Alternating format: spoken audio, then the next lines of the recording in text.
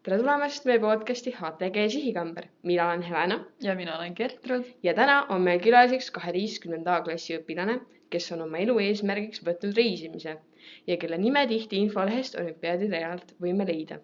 Meie ees on Violeta Jürgens. Meil on väga hea meel, et sa siia kohale tulnud oled.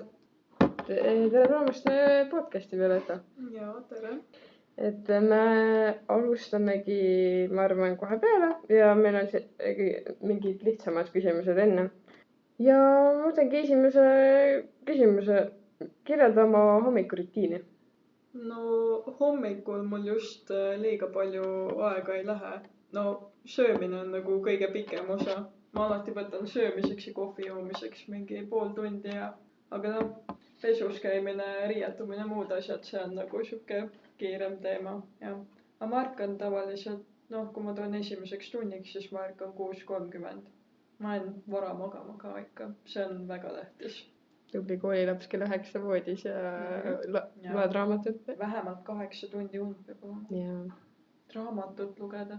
No siis kui aega on, praegu ei ole. Okay. Muidu küll loeks. Nii et sa oled pigem õhtu inimene või hommiku inimene tähendab? No jah, pigem hommiku inimene. Õhtul nagu pea ei tööta väga. Okay. Järgmine küsimus, et mis on sinu lemmikasi talve juures? No talv mulle nagu kohutavalt ei meeldi, aga see lumi on suht tore. Muidu ma kujutan ette, et ma tahaks kunagi elada kuskil, kus lihtsalt ei ole talve. Külm ja pead palju riietuma. Jaa, näme. Aga mis on su lemmik aastaeg siis? No suvi. Sünnipäev on ka suvel ja suvel on nii hea soe ja saab randa minna. Aga sääsed? Ei. Ma ei tea, kuidagi sääsed ei ole probleem. Okay. Hea veregrupp võib-olla. Aga mis veregrupp neile meeldib? Ma ei tea. Minu arust A. 0 ei meeldi endast. Jaa, no mul on 0, siis on nagu kerge. Loomulikult. Kui sa saaksid kujundada ühe päeva täpselt nii, nagu sina tahaksid, milline see välja näeks? Suvine. Suvine kindlasti, jah. Ei no, kuna mulle väga meeldib reisida sükestesse eksootilistesse kohtadesse, Indoneesias seal slummid ja Rio de Janeiro ka ja siis ma ilmselt kujundaks mingi päeva kuskil kaugel maal ja ma tahaks minna näiteks Indiasse väga. Mis sind seal tõmbab? No spicy toit. Mulle öeldi, et ilmselt kui ma lähen kunagi Indiasse, kuulsin oma India sõpradelt. India sõbrad, see kõlab nii kahtlaselt. Nagu India mingid olümpiaadi sõbrad on ja nad ütlevad kogu aeg, et issand, et kui sa oled Indiasse, et sealne spice ei ole see meie spice, aga vaatame, ma ikkagi võtaks selle challenge'i. Okei. Sul on siis palju Indias sõpru või? Kõlab natuke seda mõte. Nagu paar. Ehk siis on ka palju siukseid international suhted välismaale. Ja tegelikult küll jah. No praegu ma ju kandideerin välismaale ülikooli USA-sse, siis mul näiteks Harvardis on päris palju sõbrannasid. Kes ka nagu aitavad mind nende applicationitega ja värki. Üks on Hollandist ja teine on Aserbaidžaanist ja 2 tüdrukut. Kus sa nendega tutvusid? No olümpiaadidel, jah. Ja kus see soov tuli, et välismaale ülikooli minna just Harvardi kanti siis? No see soov on juba suht kaua on, lihtsalt tahaks nagu seda. Ma ei ütleks, et Tartu ülikoolis nagu ei saa head haridust, aga võib-olla kui top 1 ülikool maailmas, siis seal on äkki parem, ma ei tea. Lihtsalt tahaks nagu välismaale minna siuke, see on kindlasti silmaringi avardav kogemus.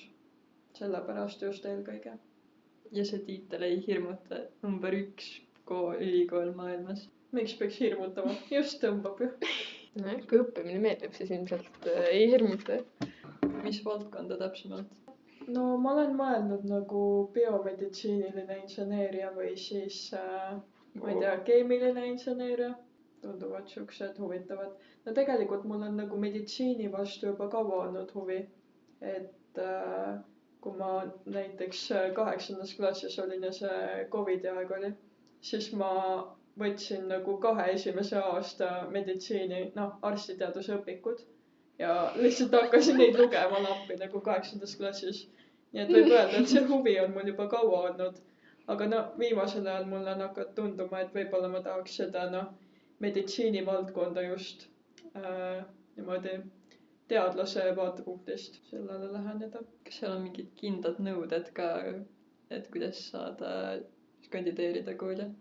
USA ülikoolidesse on nagu tähtis see esseede kirjutamine hästi ja siis SAT-test peab kindlasti tehtud olema.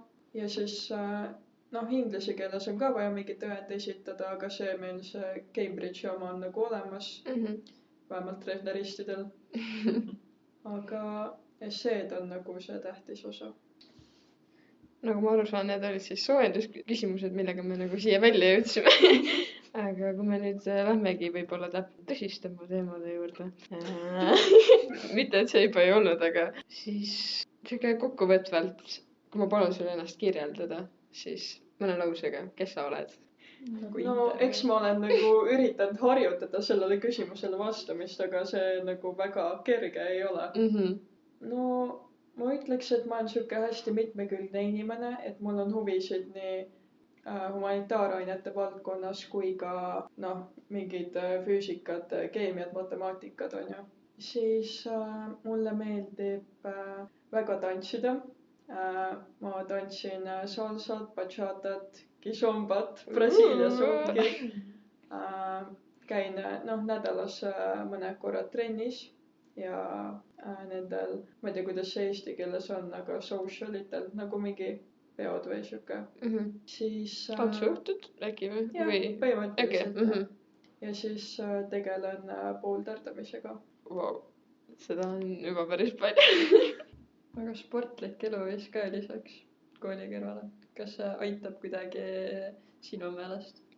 No ikka isegi kui ma jään nagu mingi õppimise juures toppama või midagi olen väsinud, siis ma lähen ka nagu õue jalutama ja pool tundi ja siis on juba kõik parem. Kas sa kuulad muusikat ka või siuke vaikuses mõtled? Et kas ma nagu õppimise ajal kuulan muusikat või? Ma mõtlesin jalutamise, aga võin mõlemad vastata. Ei, jalutamise ajal peab kindlasti olema. 100% nagu muud varianti ei ole. Ma ei tea, mida nagu endaga teha vaikuses.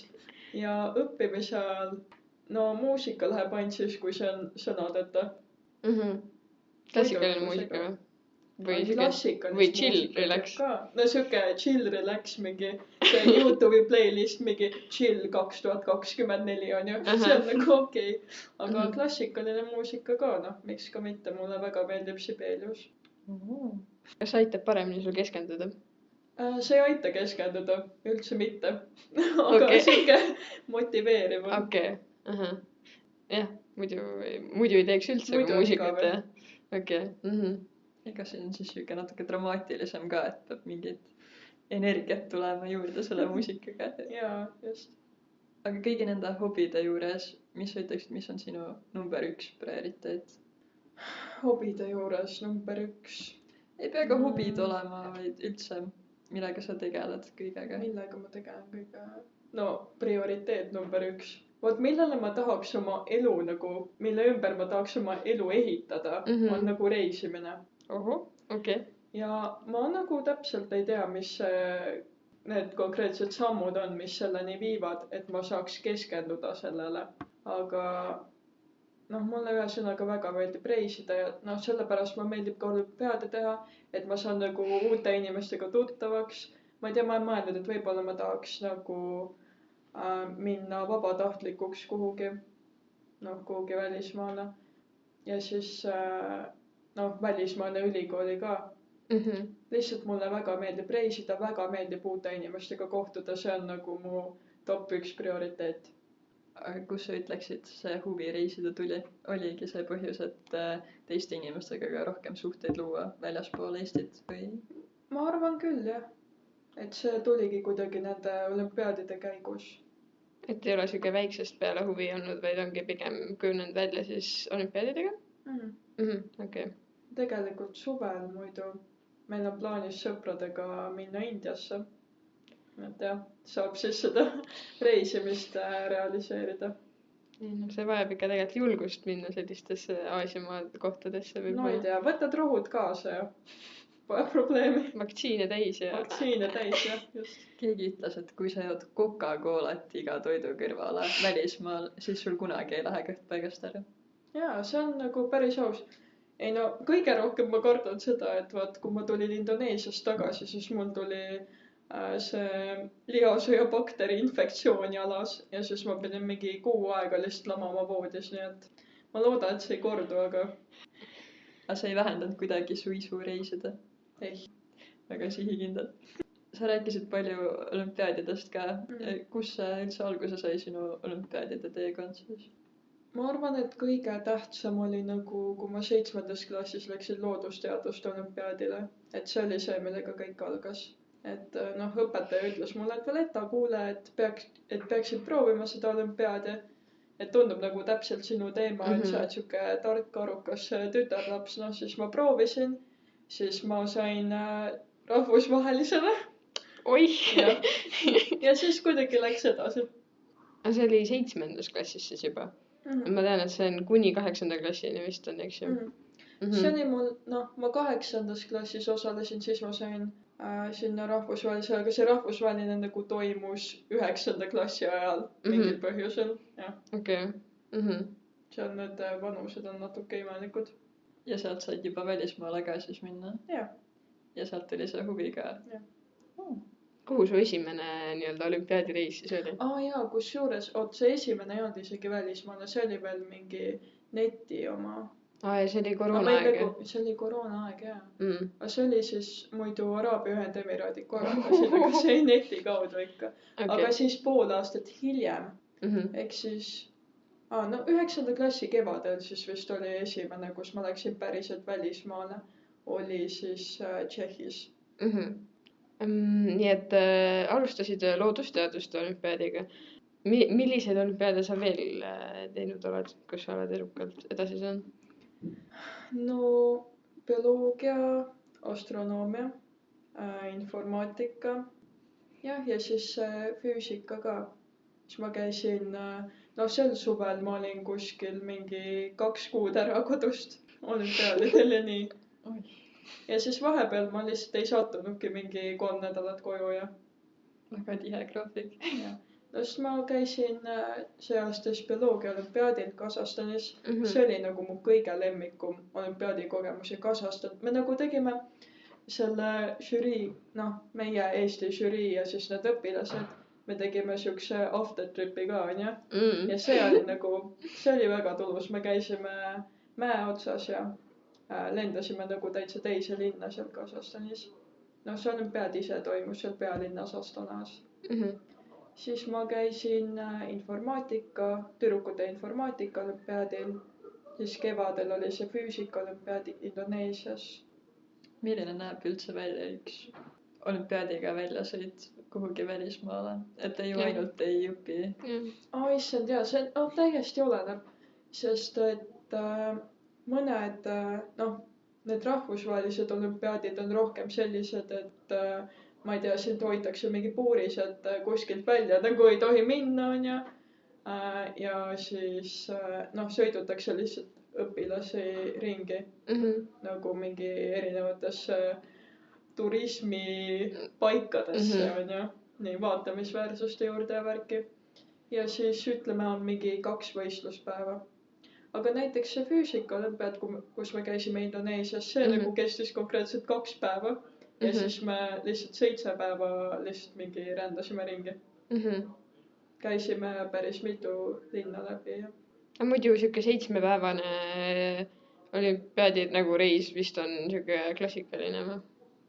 Mis sa silmas? Ei, ma mõtlen, et kui sa lähed Eesti teeb, saad tasuta, saad rahvusvaheliselt, siis see on nagu enamasti on see nagu ajavahemik, kus sa käid, seal on nagu nädal, eks siis? Või kui pikk nagu see reis on? Kuskil nädal või 10 päeva.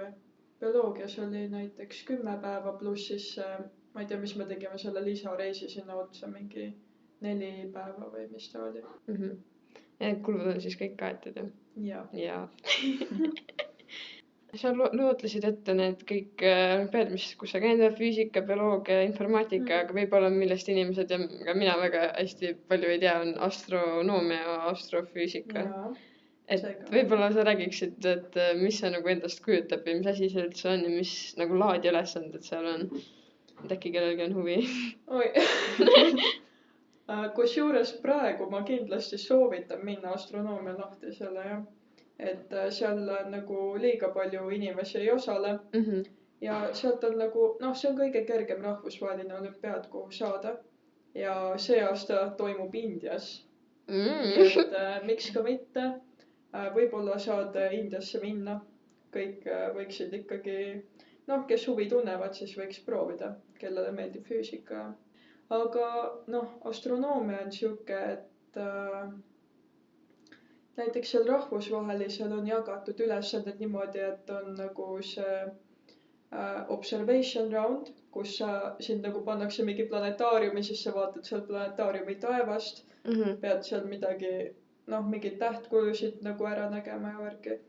Ja siis on töö selle teleskoobiga, kus näiteks võetakse mingisugune hästi suur nagu saal ja siis pannakse sinna kuhugile lakke mingid ekraanid, mis näitavad mingit pilti ja siis sa pead hästi kaugelt vaatama teleskoobiga. Et see tegelikult ei ole seda, et see mingi, noh, öösel vaataks teleskoobiga päris tähti, vaid sulle tekitatakse tähed. Sest et noh, öösel vaata mingi pilved vahepeal tulevad ette, siis kõigil ei ole nagu võrdsed võimalused. Siis seal on andmeanalüüsi raund, kus sul lihtsalt on nagu ette öeldud, mis sa pead tegema ja siis sa pead oskama hästi kalkulaatorit kasutada, et võimalikult kiiresti mingeid, noh, palju suuri arvutusi teha. Ja siis on teooria raund, kus on noh, rohkem siuksed füüsika moodi ülesanded. Noh, kõige rohkem mingi taevamehaanika ja nii. Kas sarnased ülesanded on siis nagu Eesti nii-öelda valikvõistlusel ka või? Jah. Astronoomias isegi seal on niimoodi, et noh, selle lahtise võistluse põhjal saavad õpilased siis Tšehhi valikvõistlusele. No see valikvõistlus toimub Tšehhis nagu mingil põhjusel. Nii, ja siis Tšehhis on nagu juba seesama formaat nagu rahvusvaheline. Ja eestlaste valikvõistlus siis või? Jah, eestlaste ja tšehhide. Nad nagu koos korraldavad kuidagi seda. Teevad koos nagu ülesanded, siis noh. Aga see Eesti võistlus seal nagu, no see on iga aasta täiesti erinev, aga see keskendub rohkem sellele, noh, teooria poolele, see füüsika osa. Et seal mingi tähtkujude tundmine ei aita väga. Jah, no seda on raske korraldada, aga ma kujutan ette. Noh, jah. Seda praktilist osa võib-olla. Aga kas sul on veel mingeid põnevaid reise, kus sa oled käinud? Nüüd räägime äkki üleüldiselt, et mitte ainult olümpiaadidega. No olümpiaadireisid ongi mul siuksed kõige, noh, eksootilisematesse kohtadesse olnud. Perereisid on, noh, rohkem ma olen käinud perereisidel, aga need on kuskil, noh, lihtsalt mingi Tenerifele puhkama ja et noh, ma mingi kuskil Antarktikas ei ole käinud, jah. Kas su enamus reisid näevad rohkem ongi siuksed puhkuse eesmärgil või on nagu kultuuri avastamise reisid? No perega on siuksed puhkuse reisid, et ikka rannas ja nii. Okei.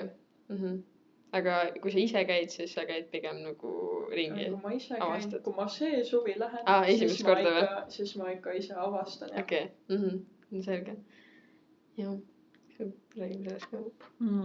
Me võime rääkida. See on väga salajane. Me oleme siin rääkinud nii reisimisest ja olümpiaadidest, aga meil on ka üks suur teema, mis eelmine aasta oli väga teemas, siis oli Rakett 69 saade, kus sa ka osalesid väga edukalt. Tulid esimene tüdruk, ma tean, ja mingi esimene... Vist mingi 6. koht. 6 vist oli, okei, jah. Esiteks... Kuidas sa sinna sattusid? Miks? Ja kuidas sa sinna sattusid? No, kui ma olin 9. klassis, siis mu sõbranna Saskia läks sinna saatesse. Ja siis ma kohe teadsin tema järgi, et ma tahan ka minna. No kõige rohkem motiveeris ikkagi see tüdrukute 6000 euri. Ja.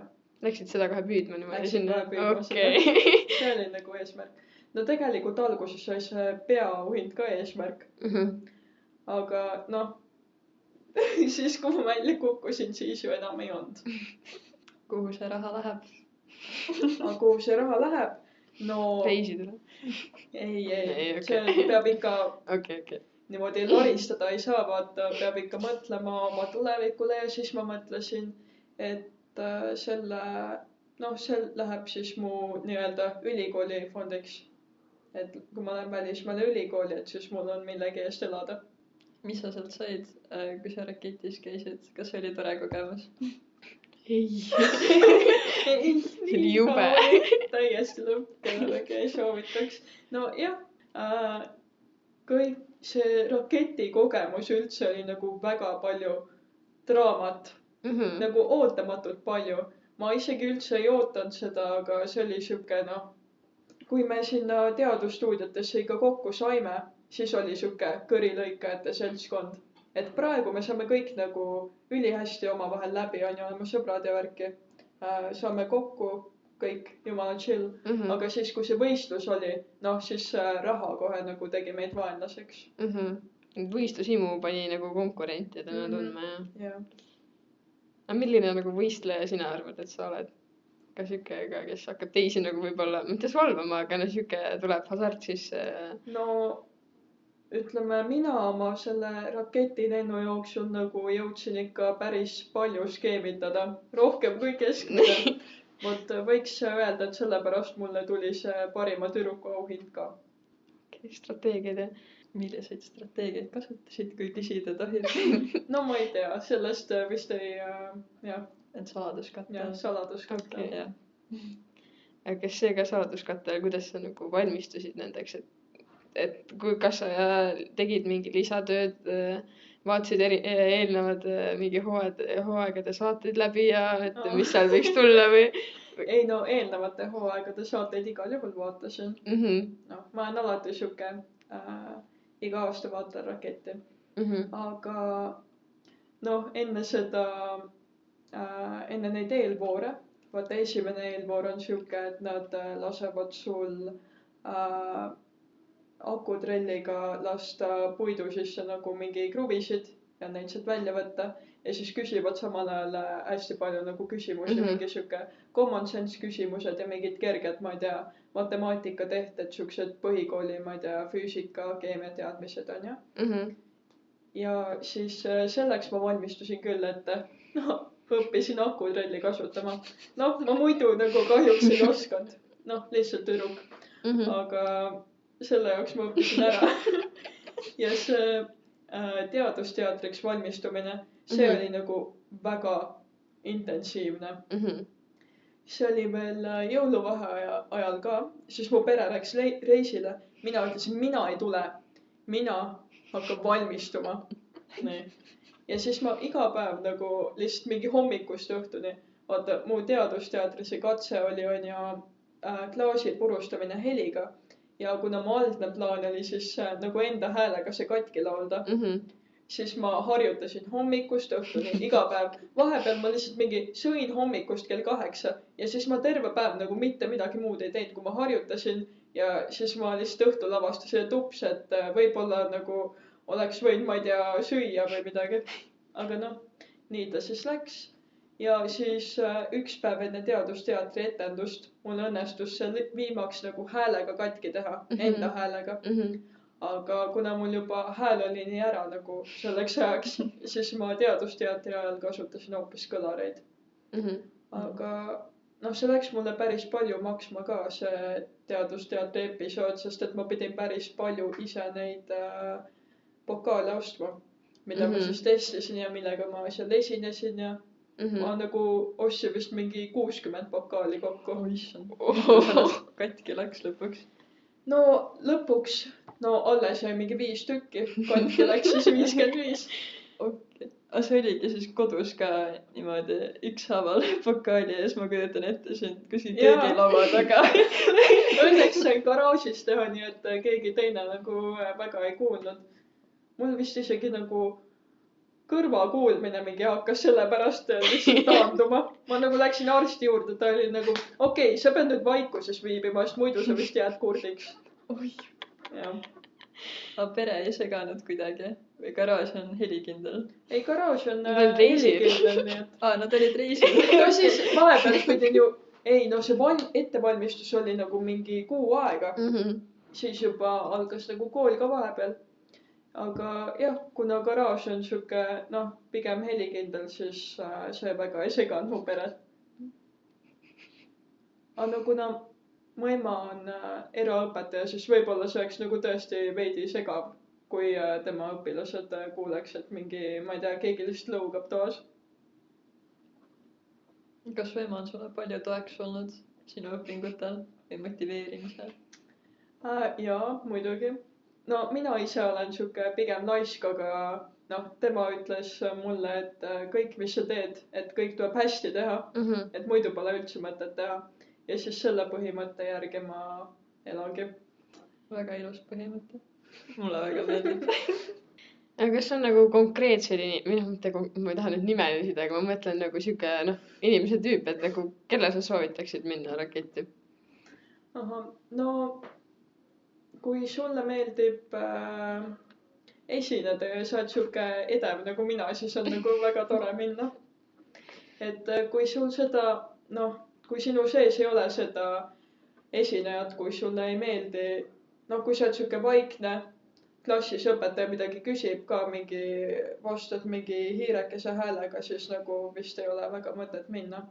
Aga kui sa oled siuke, noh, jutukas ja siis võib proovida.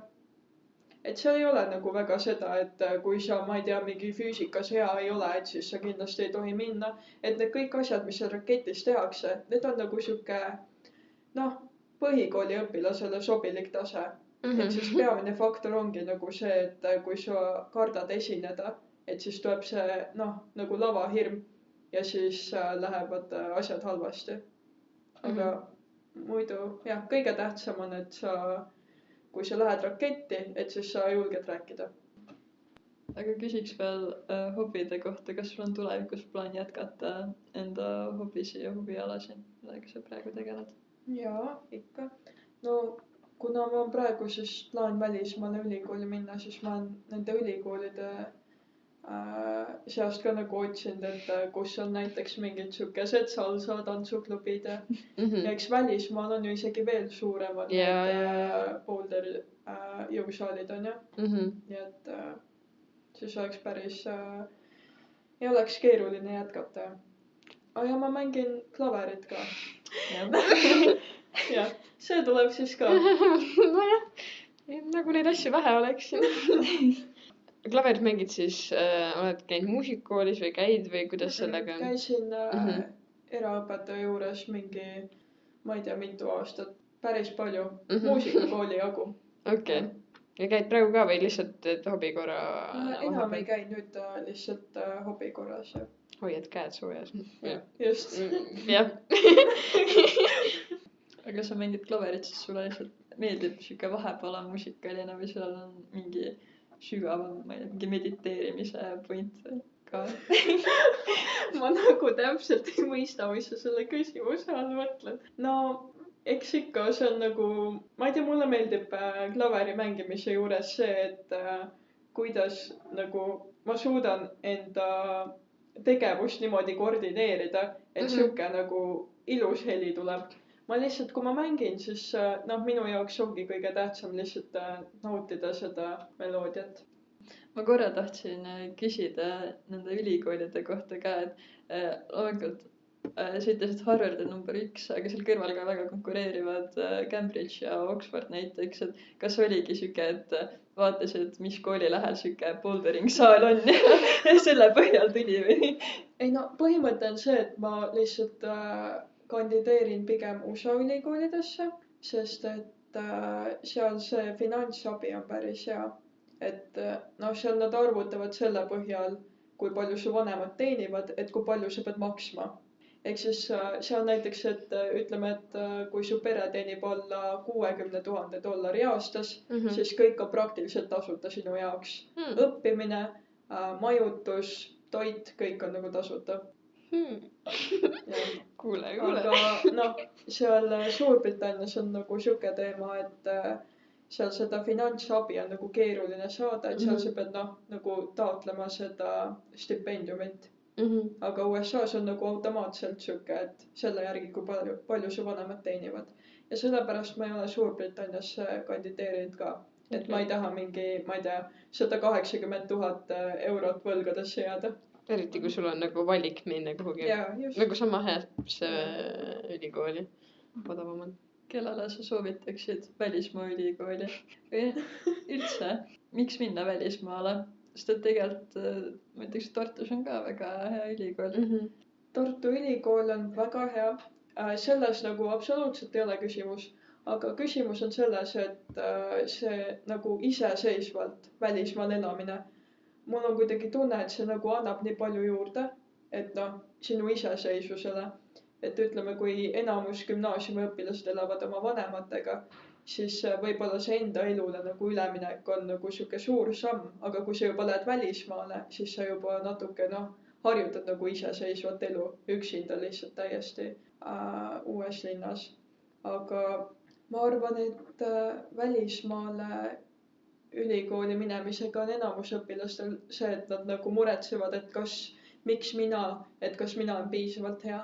aga noh , ma ütlen seda , et USA ülikoolidel peamine asi , mis nad vaatavad , on su esseed . nagu saavutused , hinded , ükskõik , aga esseed on tähtsad .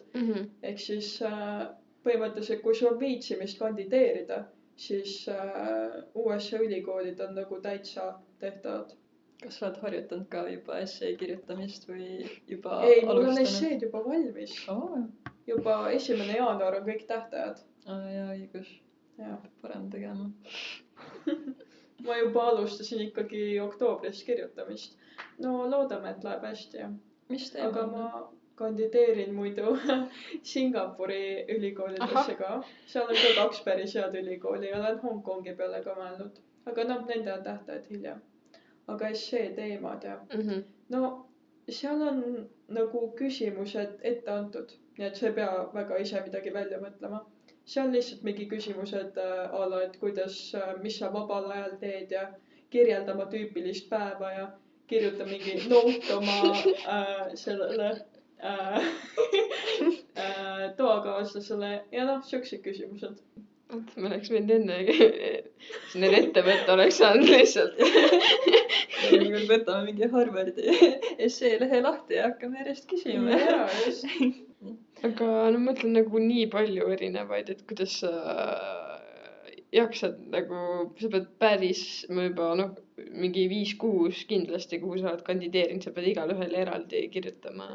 et kuidas sa jaksad ja viitsid ? see on päris ajamahukas , aga ma arvan , et ma üldse kandideerin vist mingi , ma ei tea , 12 esseed praegu valmis . aga noh , sellega on nii , et enamus ülikoolid küsivad nagu põhimõtteliselt täpselt samu asju . et kõik ülikoolid küsivad , et kirjelda mingit rasket hetke oma elust , kuidas sa sellest üle said , mis sa sellest õppisid .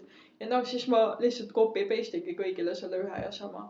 nii et selles suhtes nagu need teemad kipuvad kattuma , et liiga hull ei ole .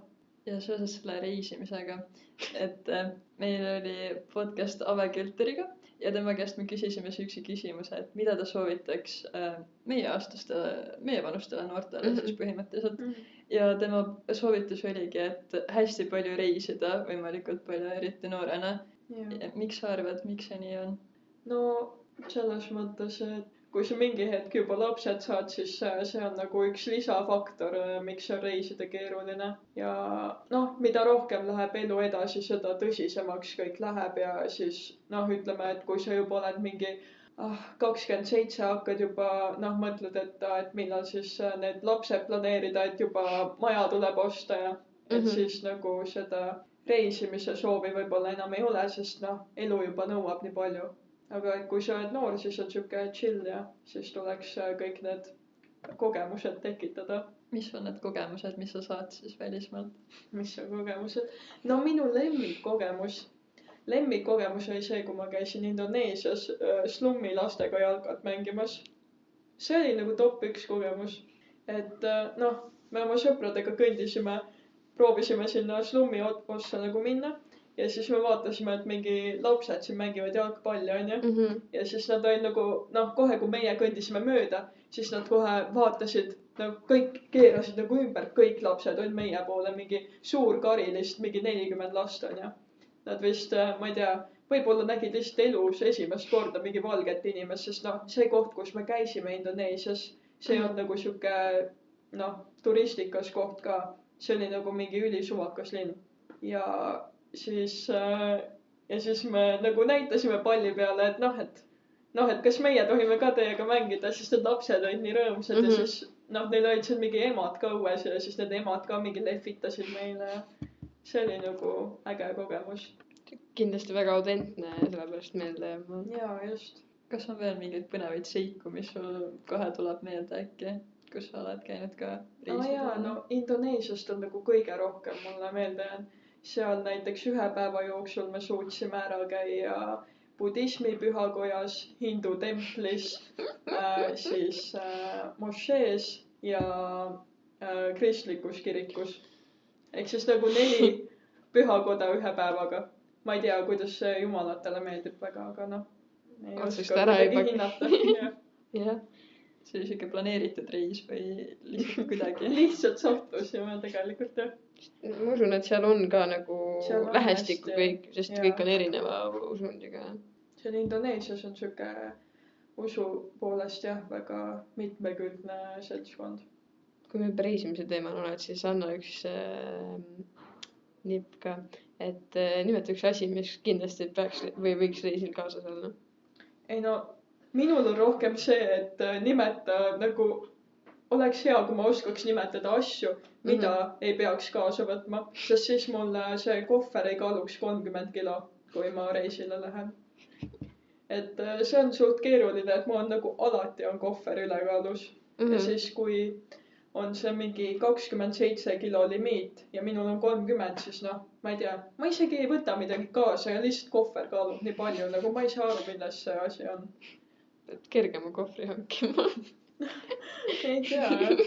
Ei no kui see on tühi, siis see põhimõtteliselt ei kaalu midagi. Okay. Ma ei tea, mis see mingi õhk kaalub või ma ei kujuta ette.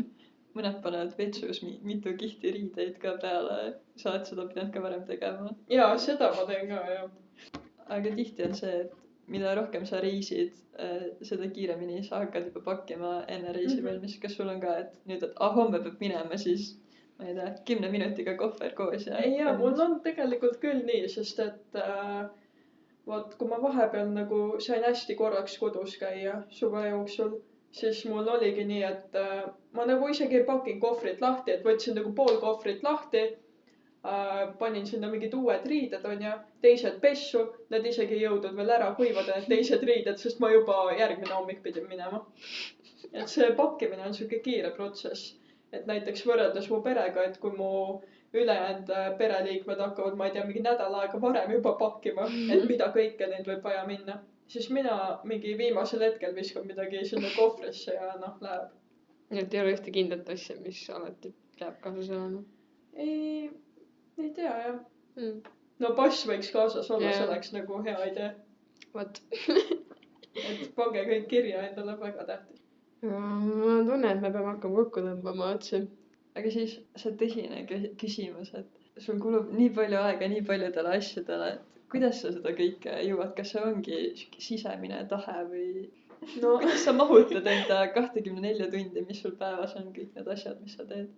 Ja, no mul on niimoodi, et kui mul tuleb mingi uus asi, mis mul on vaja ära teha, siis ma olen hästi siuke inimene, et no ei lükka homsesse, et kõik asjad, mis ma saan, kõik kohustused, ma teen nad nagu kohe ära.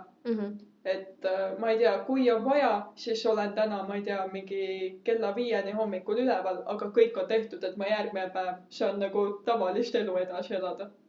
Näiteks siis, kui mul üks hetk oli vaja teha bioloogia olümpiaadi kursus, ma sain sellest teada nagu mingi, noh, nädal aega enne selle, noh, seda päeva, kus ma pidin teda esitlema.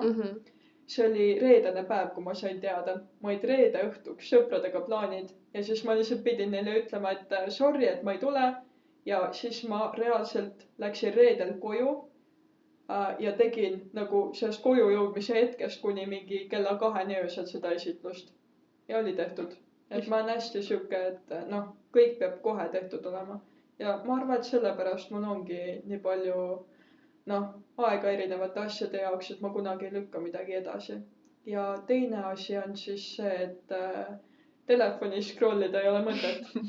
Noh, mis iseenesest on mulle ka nagu päris raske, et võib-olla praegu kuulad seda, siis mõtled, et mis jama ta ajab, et kuidas see üldse võimalik on. No tõesti on raske, aga minul on näiteks telefonil pandud need limiidid, et mingi tund aega sotsiaalmeediat ja siis nagu läheb lukku, on ju. Nii et sa ei saa kasutada? Jah, see näiteks hästi aitab, ma soovitan seda.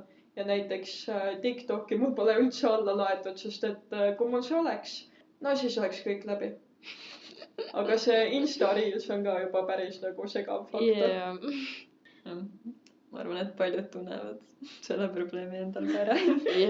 Ja on ka hästi palju selliseid nagu neid limiite, mida sa saad nagu et ignore. Seda juhtub ka vahel, jah. Kas sul on siis sellised või sul on ikkagi sellised, mis panevad nagu lukku? Ei, mul on sellised, mida saab ignoorida, aga ma siis üldiselt seda liiga tihti ei juhtu, et mul need limiidid täis saavad, aga kui nad saavad, siis mul on umbes mingi siuke, et et Messengeri võib kasutada, aga muid asju ei kasuta.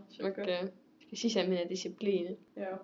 Kas sul on ka mingi soovitus veel, mida sa tahaksid veel lõppu jagada? Kripeldama jäänud.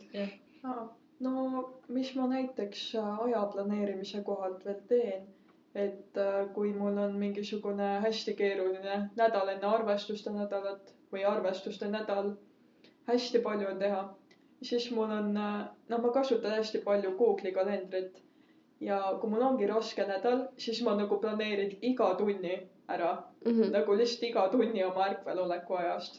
Ja see nagu hästi aitab, see distsipliiniga, et kui mul ongi vaja õppida ajaloo tööks, siis ma panengi kirja, et mis päevadel ma seda õpin, mis kellaajast, mis kellaajani ja kõik saab tehtud.